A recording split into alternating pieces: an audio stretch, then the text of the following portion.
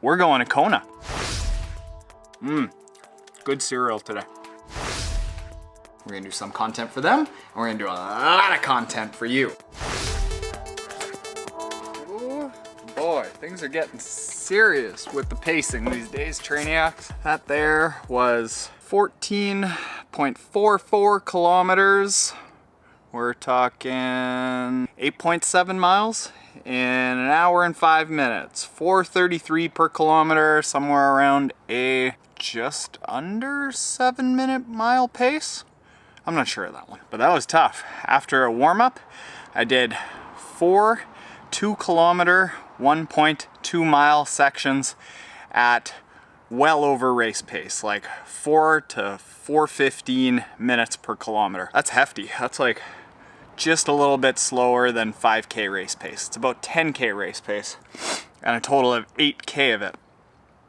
That was all right. Yeah. Fun tidbit.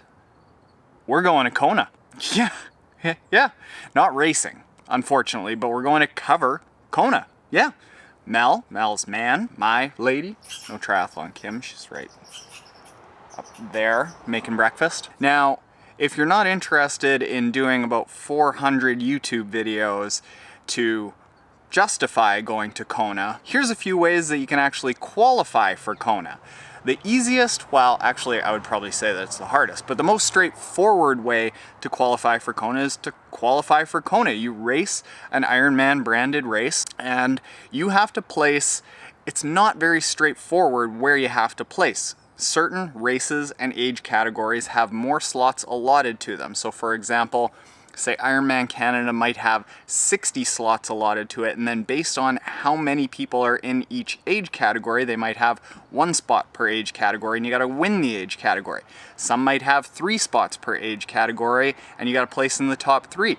But then there's situations where, let's say an age category has 3 spots, you place 5th, and everyone, like 1, 2, 3, 4, they all say, hey, you know what? Thanks for the spot in Kona. I'm gonna turn it down. You can still get it. It's called a roll down. Roll back? Roll down? Call down? I think a roll down. So if you're looking to qualify for Kona in the most legit way possible, what you wanna do is look for, say, a race that you think you can do well in. Maybe you do well in hot weather races, so you go pick a hot weather race. Maybe you do well in hilly bike conditions, so you go pick a hilly race. Then you want to pick a race that has a lot of spots allotted to that race.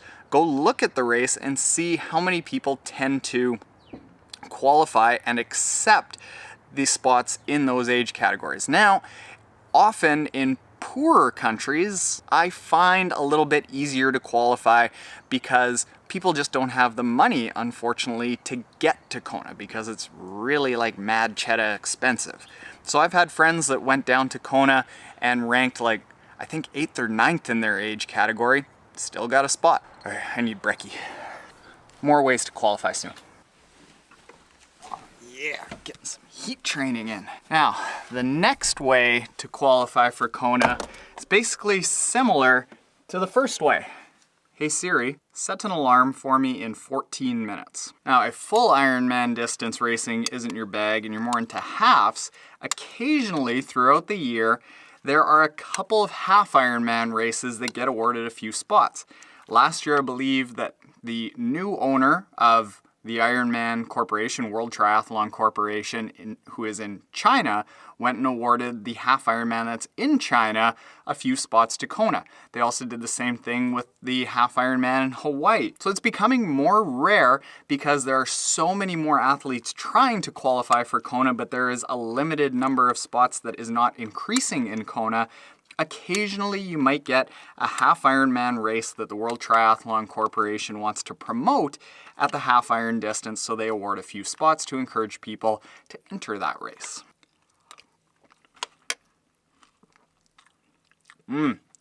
Good cereal today. Ooh, good steam, good steam. Now the next way to qualify for Kona is the Ironman Legacy Program, which is basically like the you've been trying really hard, let's give you a shot. How that works is you race 12 Ironman distance races, Ironman branded events, and then you get entered into the Ironman Legacy Program, and then you hope. Basically, you're entered into a draw to potentially get a legacy spot in Kona. And there's actually quite a few of these spots. There's a total of 200. And out of, I believe it's 2,000 athletes, for 10% of those people to be coming from the Legacy Program, not the worst odds. So there are friends of mine that are trying to race as many Ironman distance events as they can within a 3-year rolling period. You have to have raced 12 total Ironman events and at least one within the last couple of years. Then you have a shot. A little bit of recovery, a little bit of work. The next way to get into Kona is to have mad dough, like crazy dough. There are 31 spots that basically you can just buy your way into. The first one spot, is with the Kona Women's Foundation, I think it's called. If you are the top fundraiser for that foundation in a given year, you get a spot to Kona.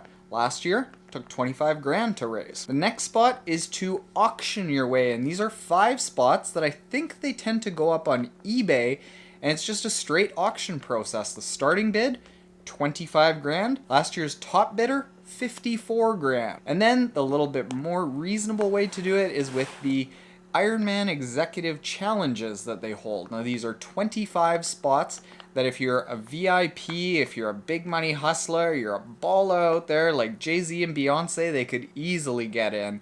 And it costs about $7,000 to get this VIP treatment package. I've heard through the grapevine, through friends of friends, that it is an amazing experience. Oh, tight. Oh, tight.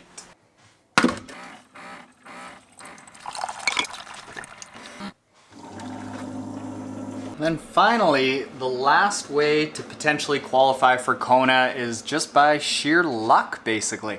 There are 15 spots that are drawn. There are 10 spots that are allocated towards just a general lottery system for $50 that goes into the Ironman Foundation. You can go into a pot and potentially win one of those 10 spots. Then there's another 5 spots earmarked for physically challenged athletes that they too can win a spot in Kona.